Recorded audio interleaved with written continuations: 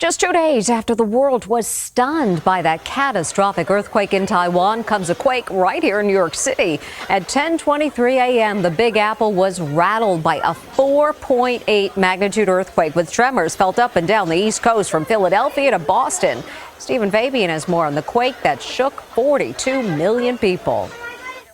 New York City was stunned by a 4.8 magnitude earthquake that rattled the nation's largest city. The entire building just moved. This is crazy. Earthquake just shake Manhattan just now. At the United Nations headquarters, the tremors interrupted a security.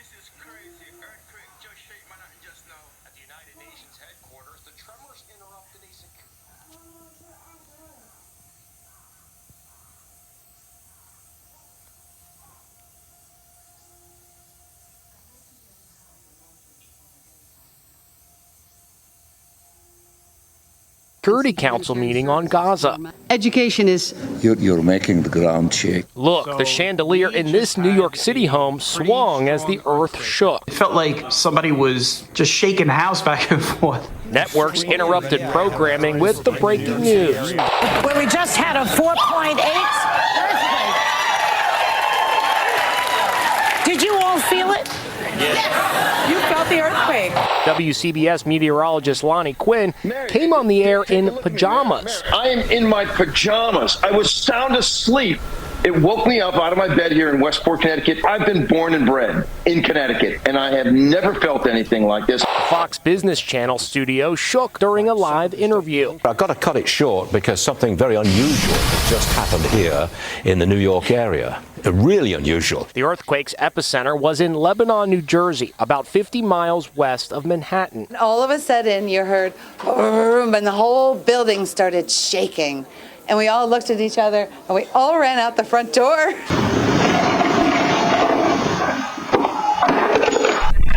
This mom was feeding her baby when she had to drop everything and flee. Ring cameras at this house, 15 miles from the epicenter, captured the terrifying moment. And this was the scene at a New Jersey coffee shop as patrons reacted in fear.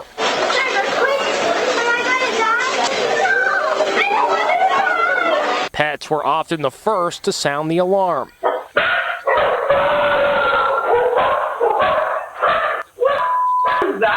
Residents of this multi-family home in Newark were evacuated because it was leaning into the house next door. This is the biggest one, the strongest one that has been on that fault line in 240 years. So you're talking before even George Washington was president, before he got sworn into office. The Statue of Liberty was closed as a precaution, but there are no reports of damage to the city's infrastructure. Still, the danger may not be over. New York Governor Kathy Hochul is warning there could be aftershocks to come. It could be over, but also there could be another effect, and we have to be prepared for that and warn New Yorkers to be particularly vigilant in the days following an original earthquake.